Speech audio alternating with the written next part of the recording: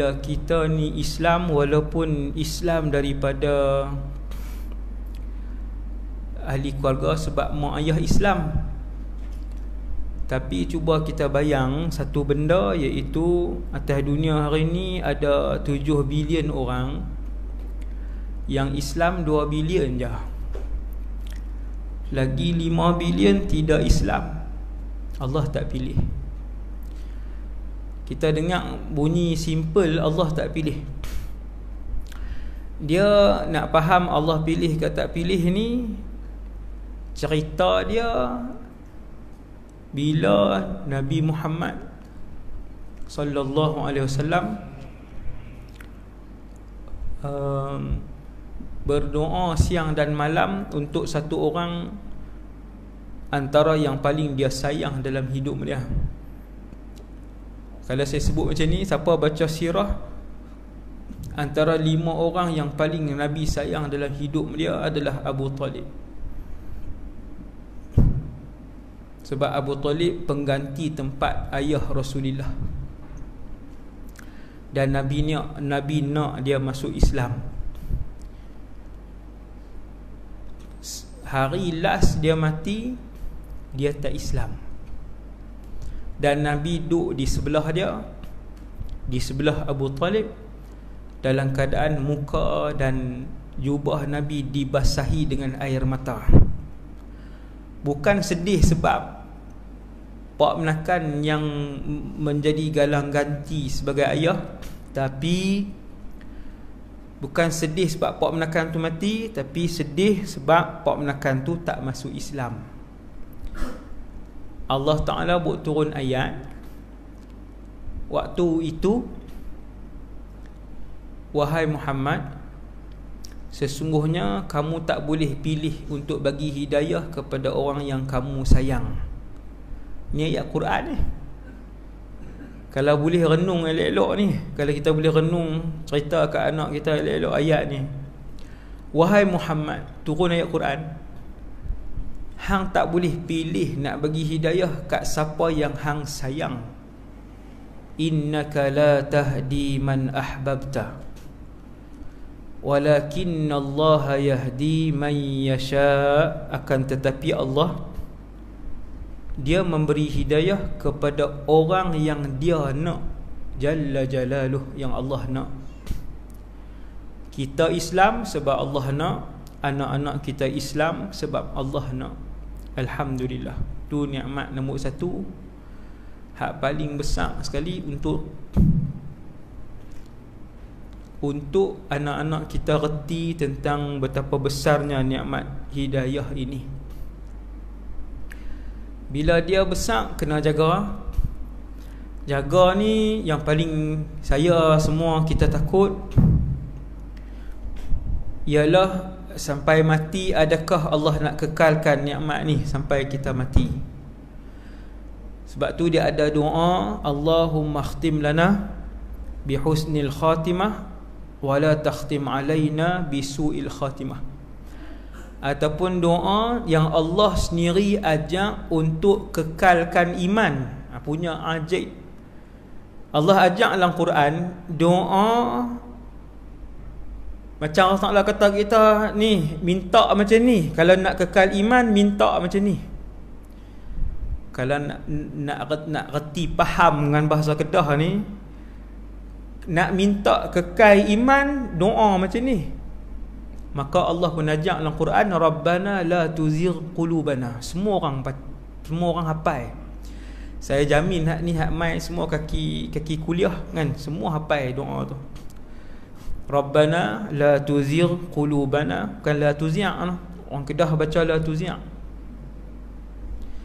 La tuzigh qulubana ba'da idh hadaitana wa hab lana min ladunka rahmatan innaka antal wahhab. Wahai Tuhan kami, Allah ajak macam mana nak doa supaya aku tak tarik nikmat Islam hak aku bagi ni. Tu pun tak baca juga. No? Wahai Tuhan kami, jangan kau palingkan hati kami. La tuzigh qulubana ba'da idh hadaitana. Wahai Tuhan kami, jangan palingkan hati kami selepas engkau memberi hidayah kepada kami. Ni malam ni semua dapat hidayah dari Islam. Ba'da idza hadaytana wa hab lana min ladunka rahmatan innaka antal wahhab, dan kurniakanlah kepada kami rahmat dari sisimu.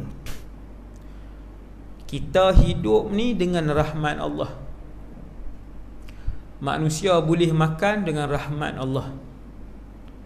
Manusia boleh masuk syurga dengan rahmat Allah.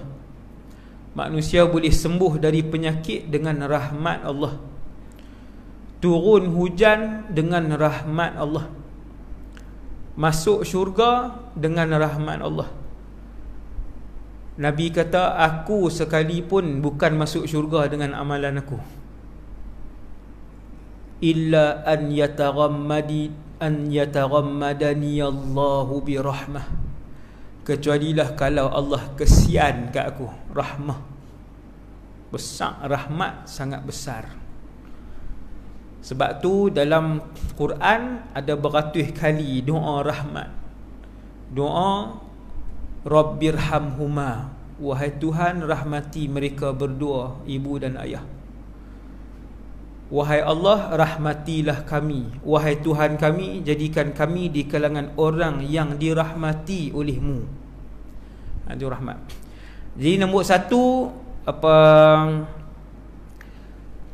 nombor satu iaitu nikmat hidayah tadi lah. Itu nombor satu, poin nombor satu. Kita pun start ni. Tak lama, sekejap saja malam ni. Kemudian nombor dua. Yang kedua, muslimin, ibu-ibu dan ayah-ayah sekalian, nak Ramadan, saya berapa kali ceramah Ramadan, saya ulang tajuk ni je lah. Siapa suruh panggil kan, tajuk yang sama. Saya bukan dan baca apa sekeping selai sebaris pun tak dan ulang kaji apa tadi. Tetamu baru balik pukul 7. Saya keluar rumah subuh, subuh, tetamu balik 7 petang tak sat. Tu pun saya yang minta diri, bukan dia minta diri. Saya kata minta diri dulu lah. Kalau saya sembang lagi tak main kan. Jadi saya tak dan apa tuan-tuan, takat mana yang ada, takat mana yang ada. Nombor dua, nak main bulan puasa. Cemui lah dengar pasal puasa ni. Selalu lah dengar. Dengar macam-macam tak buat pun.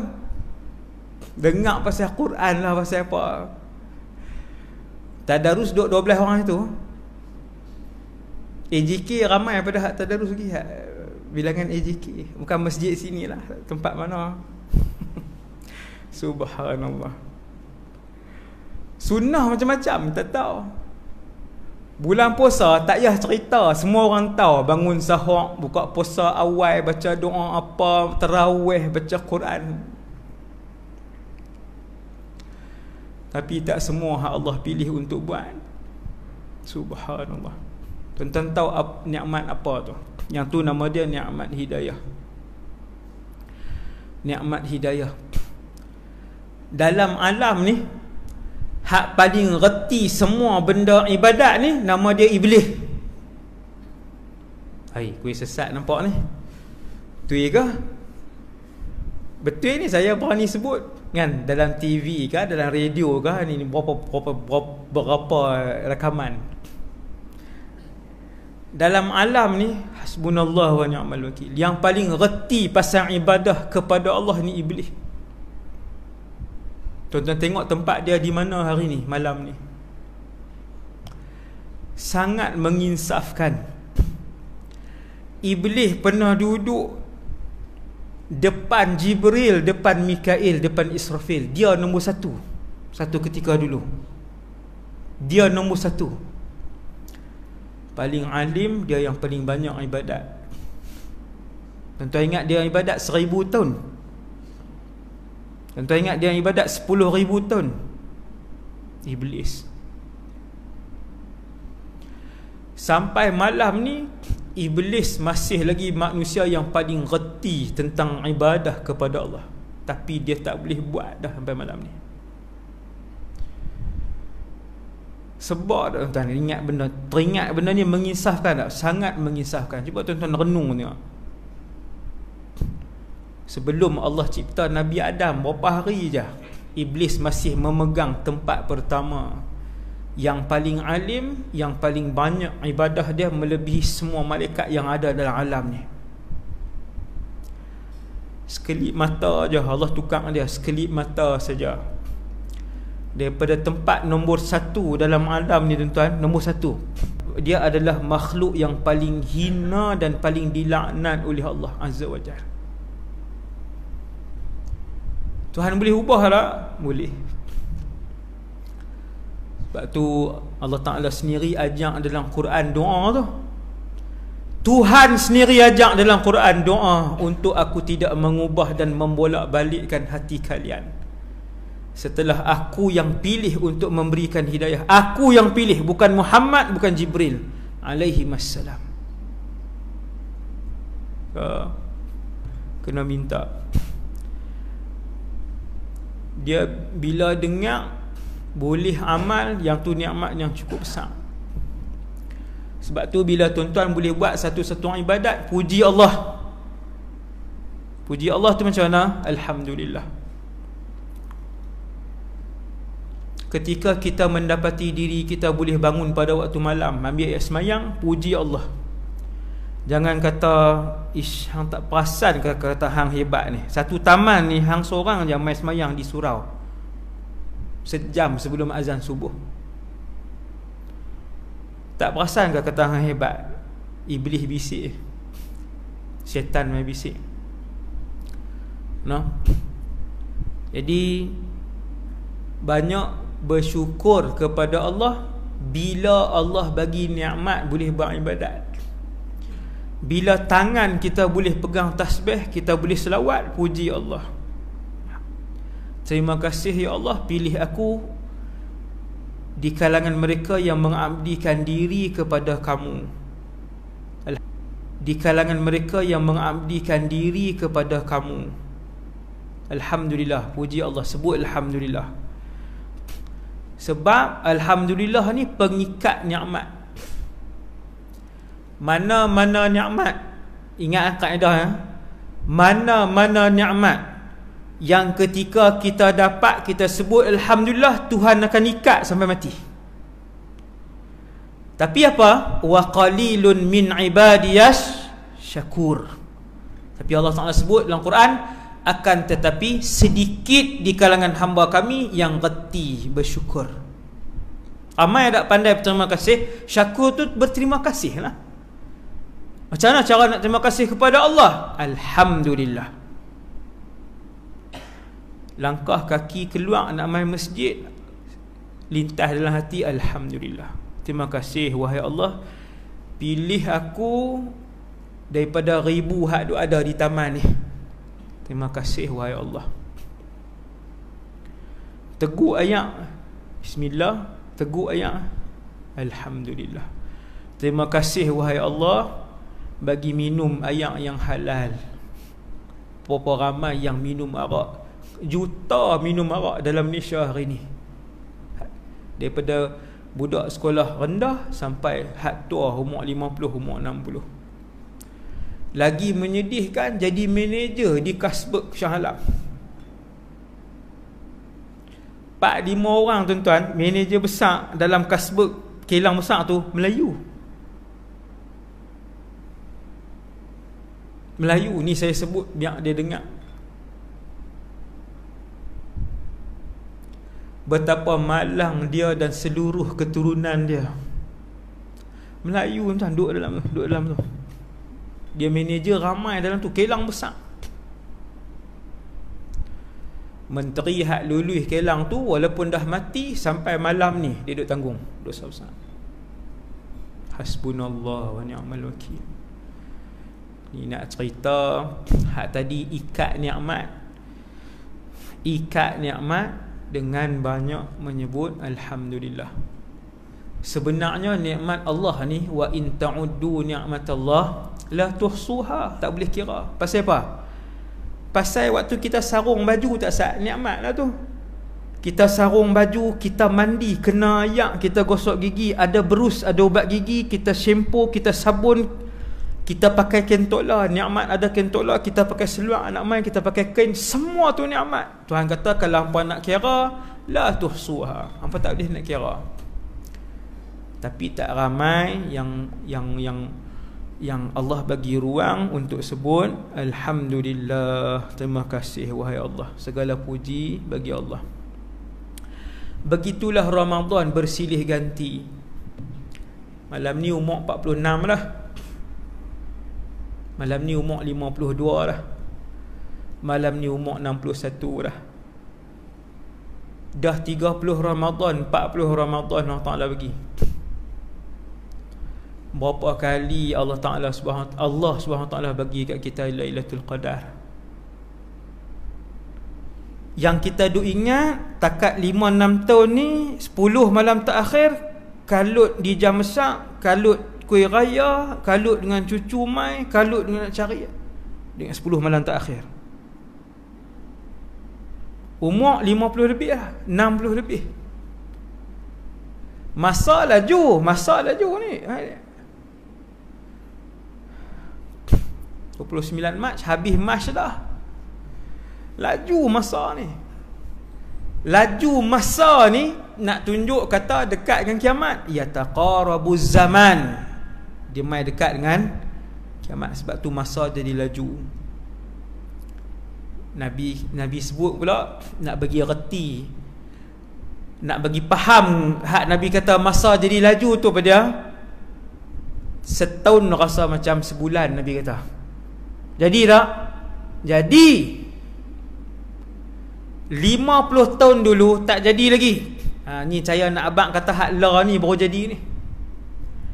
40 tahun yang lepas jadi lagi yataqarabu zaman, tak jadi lagi. Mak-mak kita masak guna kayu api, pi cari, pi potong 50-60 tahun yang lalu. Ayam angkut di sungai, basuh kerja boleh buat banyak. Tak berasa lagi yataqarabu zaman, masa hak laju tu tak berasa lagi. Berasa bila? Niat 10 tahun ni. Cuba tengok 3 bulan ni berasa berapa hari. Nabi kata setahun hampa akan rasa macam sebulan. Lagi dekat dengan kiamat, sebulan dia rasa macam seminggu. Lagi dekat dengan kiamat, seminggu berasa macam sehari. Lagi dekat dengan kiamat, habis sehari-sehari berasa macam sesaat. Berasa tak tu? Berasa dah. Bila? Halala ni yataqarabuz zaman, dia dekat dengan kiamat. Ada satu benda yang berkait dengan puasa dan Dajjal. Puasa dan Dajjal, ada kena-mengena. Tuan-tuan, subhanallah. Pasal apa jam tu 8.45? Nak ikut tu kah? Cepat lah. Saya duduk seronok tengok tu.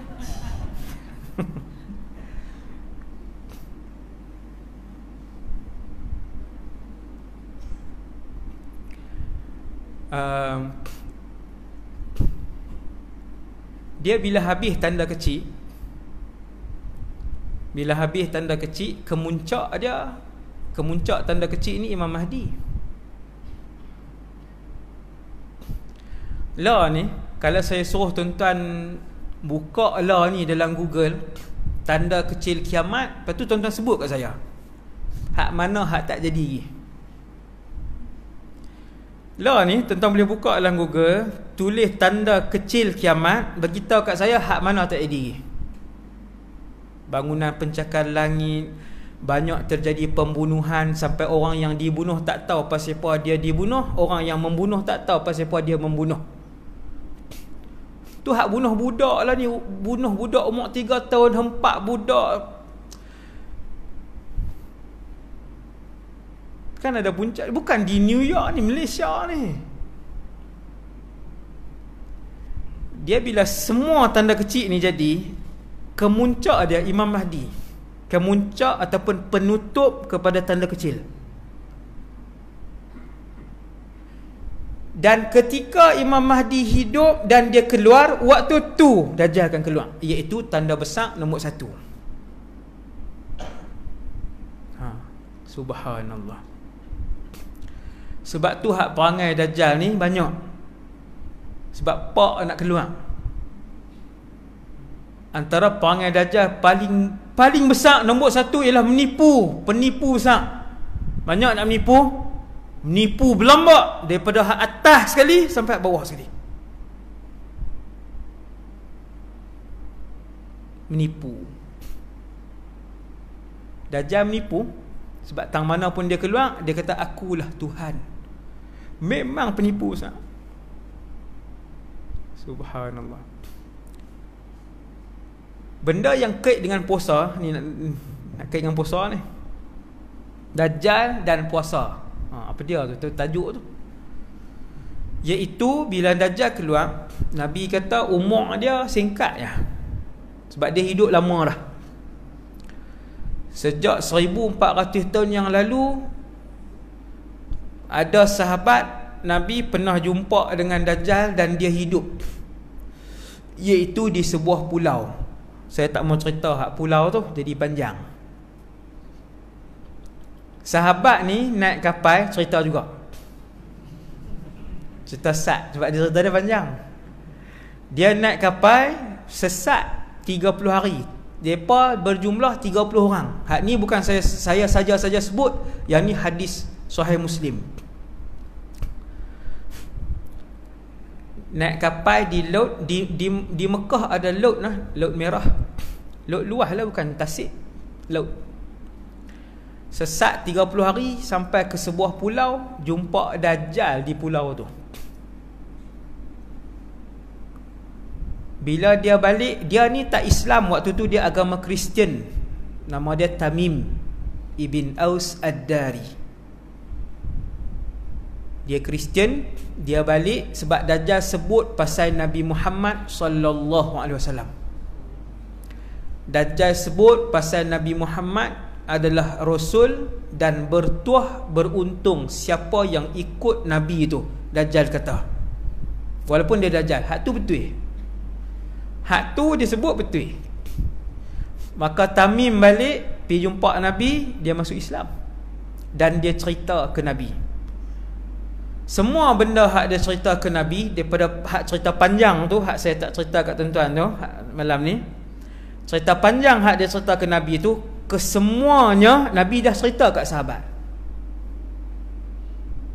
Punya seronok Nabi bila Tamim yang pernah jumpa dengan Dajjal ni mai kat Nabi, cerita sama macam wahyu yang Nabi dapat. Soalan, Nabi pernah jumpa tak Dajjal tu? Tak pernah. Tapi Nabi dapat wahyu cerita pasal Dajjal. Dajjal ni mata dia orang, mata 2, tangan 2, jari 10, orang biasa. Orang. Cuma Nabi tak pernah jumpa dia. Dan Nabi cerita berdasarkan wahyu. Tiba-tiba ada orang jumpa dengan dia, cerita sebiji. Apa dia yang dia cerita sebiji? Banyak benda. Ada berbelah-belah benda yang Dajjal cerita dekat Tamim.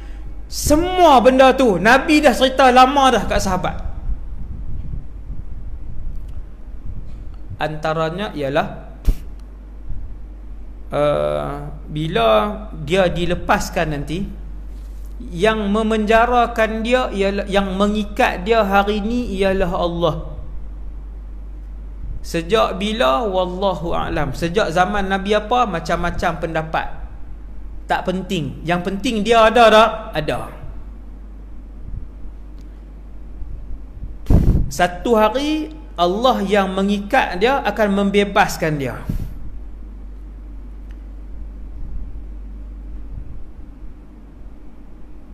Bila dia bebas nanti, umur dia, yang ni best. Sebab apa? Umur dia singkat.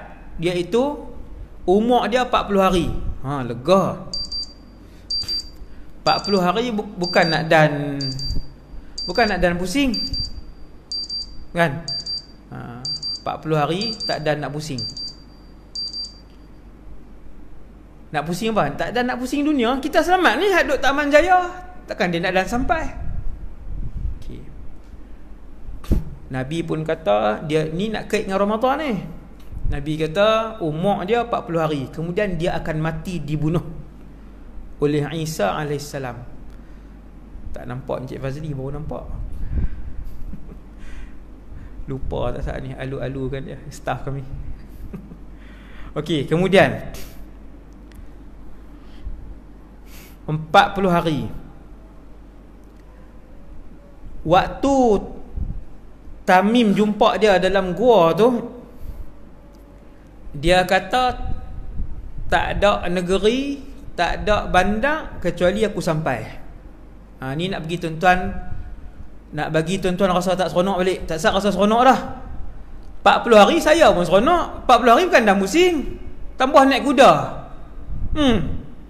Pakai habis kot Mekah Madinah lah. Kan, Mekah pergi Yaman, patah balik habis 40 hari. Tapi dengar Asad, nanti Asad. Dia 40 hari. Lepas tu dia akan mati dibunuh oleh Isa AS. Tiba-tiba Nabi kata hari pertama dia keluar tu, dia dilepaskan, dia pun keluar. Panjang hari pertama tu setahun. Pula dah. Kuih jauh dan pusing kuih jauh. Hak ni hadis sahih tuan-tuan. Tuan-tuan jangan risau. Jangan kata ustaz khilaf kot. Tak ada. Hak ni hadis sahih. Hari pertama dia dibebaskan, panjang hari pertama tu akan jadi panjang 24 kali 360. Tuan-tuan kali lah. Setahun. Tak payah kali jam lah, setahun lah. Macam mana tu ustaz sehari jadi setahun? Awak ingat tuan-tuan saja tanya, sahabat tak tanya. Sahabat pun tanya.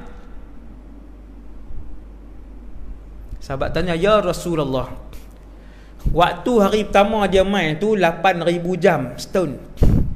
8,000 jam. Siang separuh, malam separuh. Kami boleh semayang 5 waktu, cukupkah wahai Rasulullah? Ni sahabat tanya ni. Hadis sahih.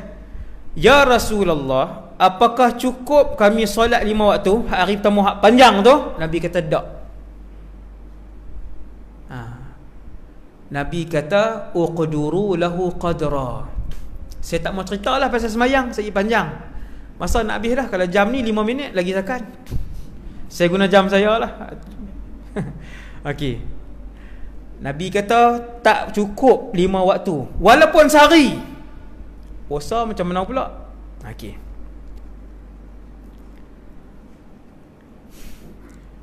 Hari pertama dia keluar, dia dibebaskan.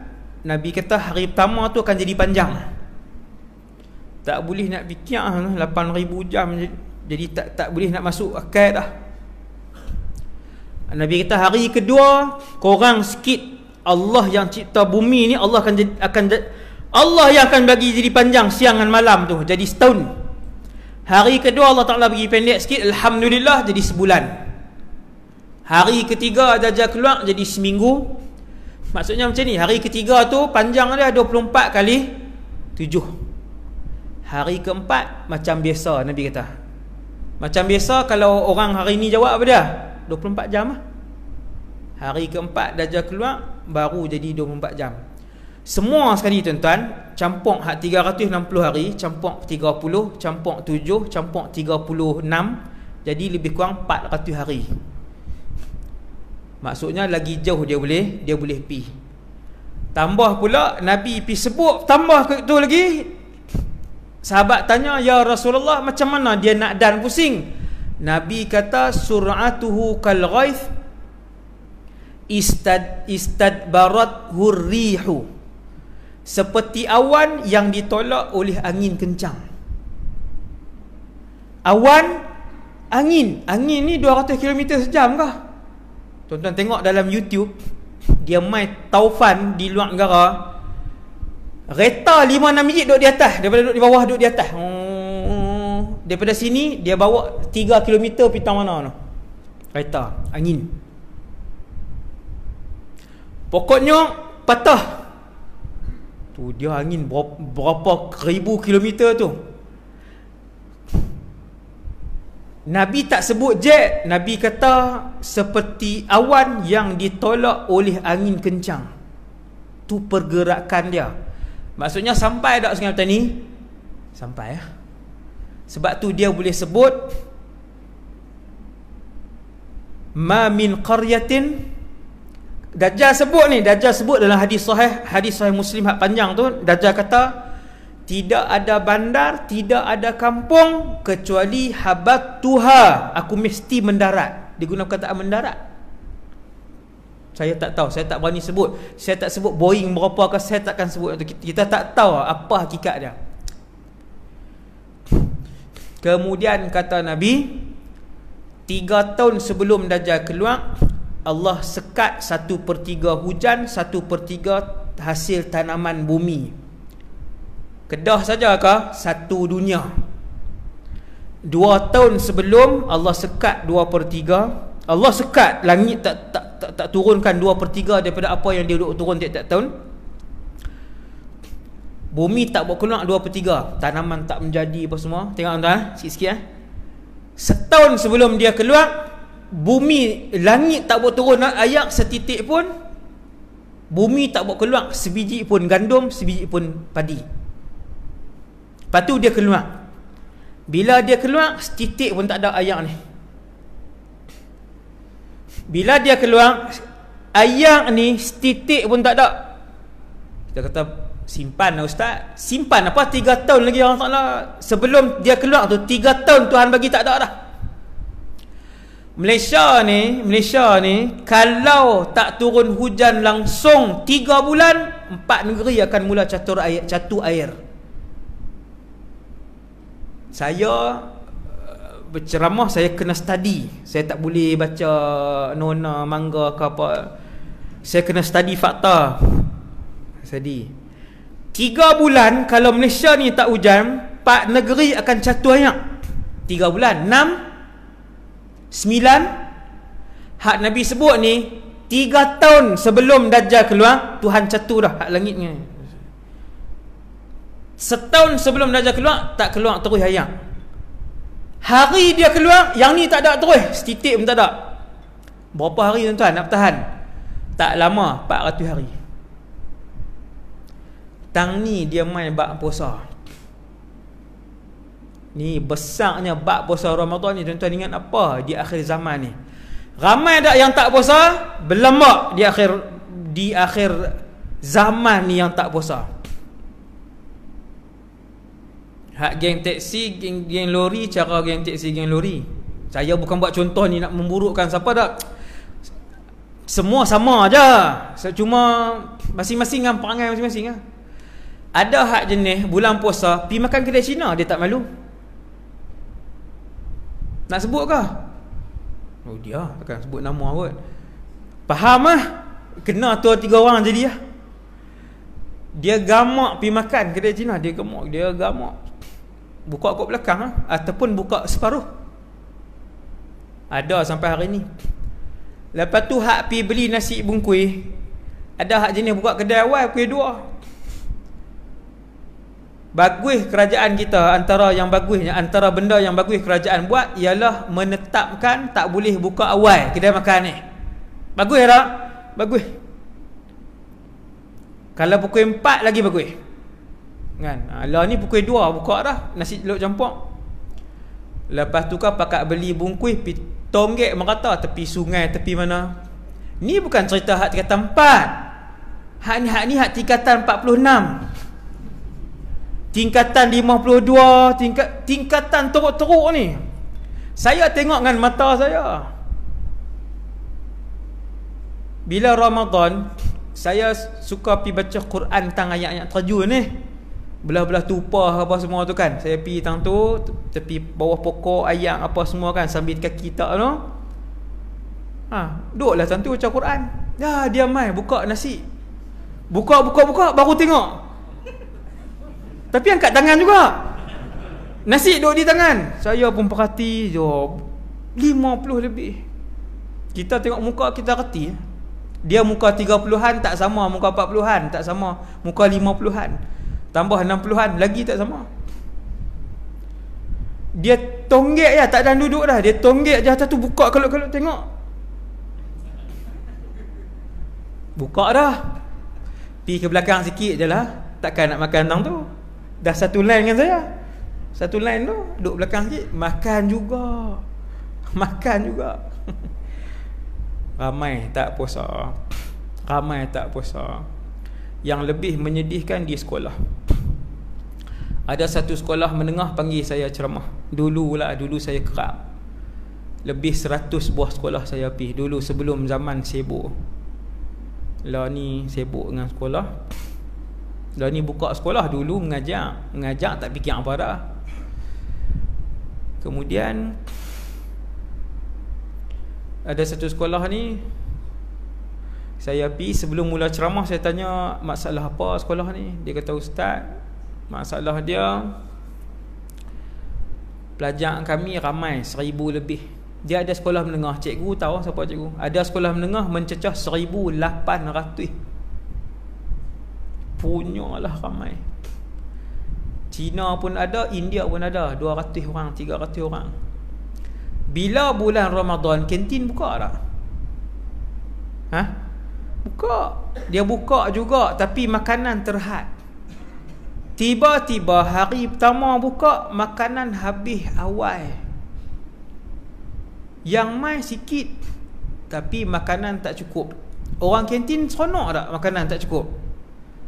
Seronok. Esok buat mai lebih tak? Buat mai lebih.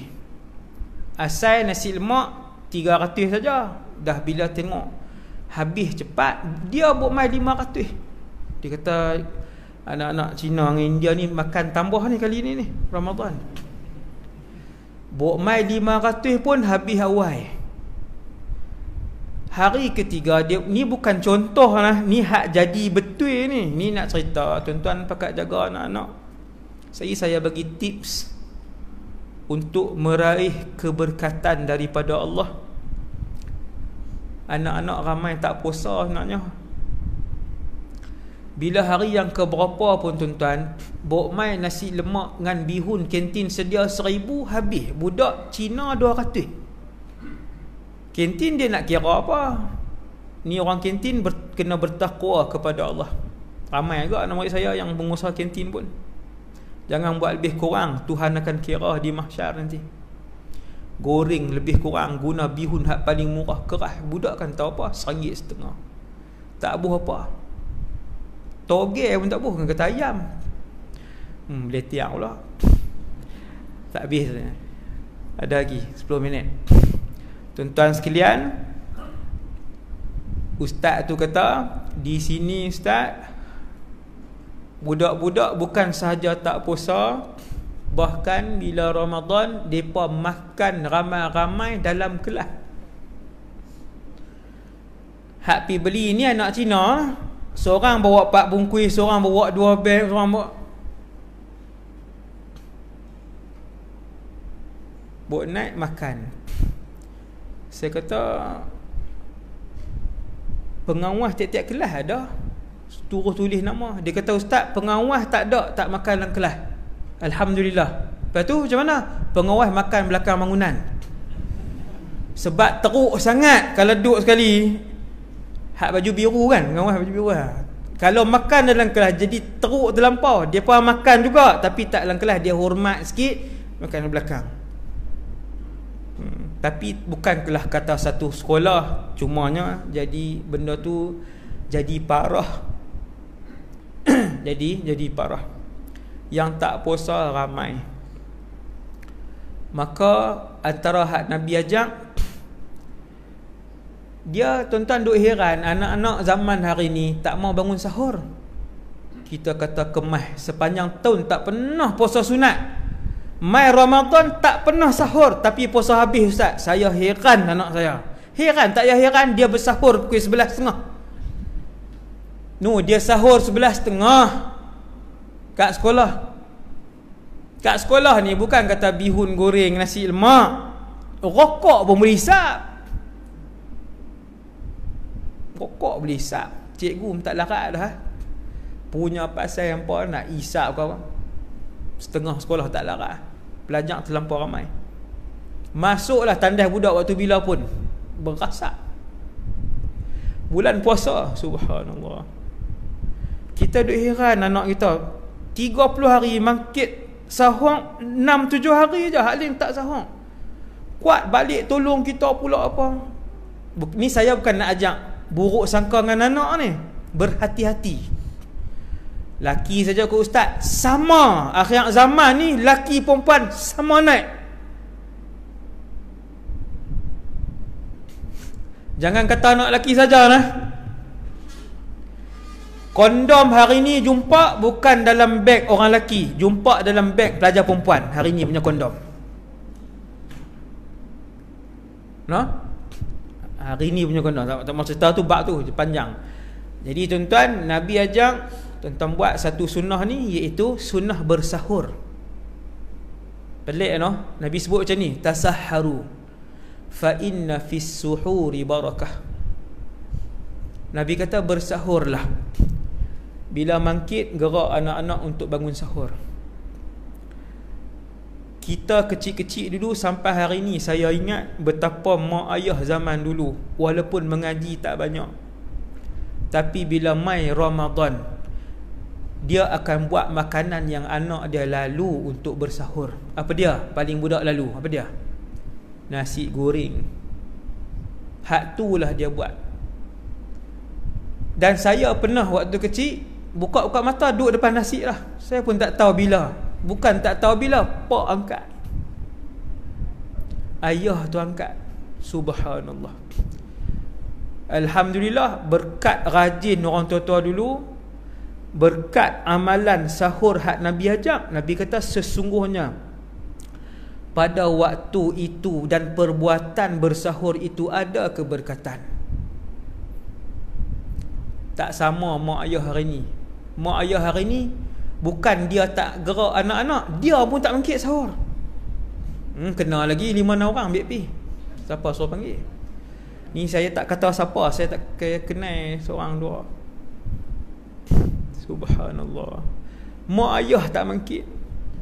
Betapa jauhnya daripada sunnah. Lepas tu duk heran, keluarga tak barakah, keluarga tak rahmat, berantakan tiap-tiap hari, duit tak pernah cukup, makan siang malam makan pun duk berkelahi, tak barakah juga. Jadi bersahur, Nabi kata fa inna fis suhuri barakah, pada bersahur itu barakah. Kalau anak tak lalu pun mancuh ayak hak dia lalu. Budak dulu apa dia ayak yang paling dia suka? Melo. Melo bos susu tin tu. Allah, tu yang kena kencing manis. Tapi hak tu paling sedap. Melo tu dah manis dah, jahat dah. Milo tu bos susu tin tu pula kan, tapi dia punya lemak, dia punya sedap. Mak ayah mancuh hak tu, minum kita habis cawan besar habis. Tapi puasa anak-anak dulu daripada umur 7 tahun puasa.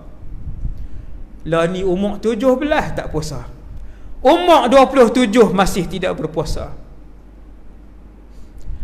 Tak malu nak sebut dalam YouTube, dalam Insta, dalam live yang dia buat, kata dia tak puasa. Tak malu. Anak-anak hari ni umur 20 lebih mengaku buat dosa besar, rasa macam jentik semut je. Punya jauh daripada rahmat Allah, dan betapa hidup dia dikelilingi oleh laknat dan kemurkaan Allah.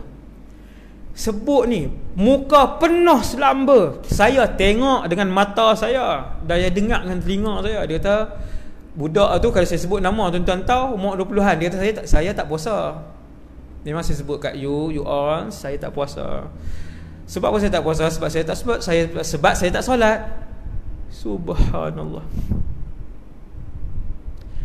Sebut dalam nada penuh joke, lawak, penuh lawak. Dia bukan melawak, dia cerita betul. Dia kata betul saya tak puasa, dia kata betul. Hasbunallah wa ni'mal wakil. Hak Dajjal tak sat, penutup lagi 3 minit.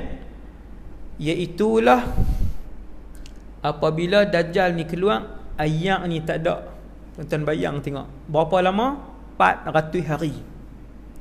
Bukan ayak saja tak ada, minum makanan sebiji beras pun tak ada. Sahabat tanya Nabi, ya Rasulullah, kalau siapa mengaku Dajjal tu Tuhan, macam mana hidup dia? Nabi kata hidup dia mewah.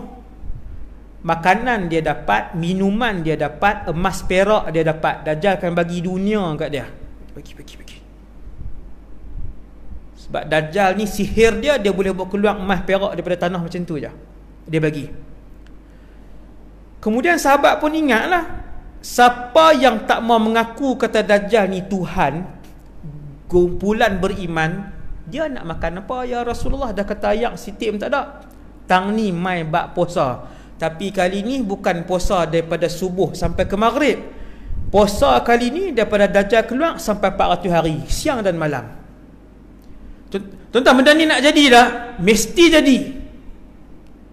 Dia khayalan ke realiti? Realiti. Dunia waktu tu macam mana? Macam malam ni. Tuan-tuan akan jijak kaki masuk dalam surau macam malam ni. Tuan-tuan boleh bercakap macam malam ni. Tuan-tuan boleh tengok macam malam ni. Ada kerja macam malam ni. Tapi waktu tu makanan tak ada, minuman tak ada. Berapa hari? 400 hari. Di sini akan terpakai iman seseorang. Bila sahabat tanya, ya Rasulullah, kumpulan beriman ni bila tak sentuh ayak, tak sentuh nasi ataupun makanan, macam mana mereka nak hidup? Makan apa? Nabi pun sebut satu karamah yang akan jadi di seluruh muka bumi Allah kepada orang-orang beriman saja, iaitu makanan dan minuman mereka subhanallah walhamdulillah wala ilaha illallah wallahu akbar, zikrullah. Tiap-tiap kali mereka sebut zikir tu, mereka akan jadi kenyang. Boleh, yang ni boleh terima tak ni? Tak boleh. Tak capai ni. Yang ni tak capai tuan ni. Yang saya sebut ni, benda ni tak capai. Maka latihan dia bermula daripada hari ni. Bukan menunggu Dajjal, tetapi membuat persiapan diri, kerana saya dan tuan-tuan kita duduk di akhir zaman. Buat persiapan diri dan anak-anak dan ahli keluarga. Kalau kita saja Islam, bini kita lari pergi ikut Dajjal. Macam mana? Anak-anak kita berlari-lari mengejar Dajjal untuk mengaku kata dia Tuhan. Sebab Dajjal duk bahagi emas. Maka kena latih. Kalau puasa Ramadan pun anak kita tak puasa, tuan-tuan bayang tengok ketika Dajjal keluar, dengan siapa dia ikut? Iman dia kah ataupun Dajjal itu? Wal'iyadzubillah. Saya rasa takat tu saja untuk malam ni. Qulu qawli hadha astaghfirullahal azim li wa lakum. Semoga apa yang saya sampaikan pada malam ni mendapat pengajaran untuk saya dan kita semua, dan kita semua diampunkan oleh Allah Subhanahu Wa Taala. Dan semoga Ramadan kali ni kita semua sempat. Banyak kali dah Ramadan kita pun sempat. Jangan lupa untuk berdoa kepada Allah supaya amalan kita lepas-lepas Allah Ta'ala terima. Ni ibadat banyak dah buat, baca Quran banyak dah, pergi umrah pun 7-8 kali dah, sedekah banyak dah. Jangan lupa minta Allah SWT terima ni sementara kita hidup ni. Wahai Allah, terimalah amalan-amalan dulu. Waktu sedekah, niat minta tu, wahai Allah, ni aku sedekah ni wahai Allah, supaya semua amalan kebaikan dan ibadat yang aku buat, wahai Allah, terimalah, no, dengan rahmat daripada sisimu. Aqulu qali hadza astaghfirullahal azim li wa lakum. Assalamualaikum warahmatullahi wabarakatuh. Subhanakallahumma wa bihamdik asyhadu an la ilaha illa anta astaghfiruka. Sallallahu ala sayidina Muhammad wa ala alihi wasallam.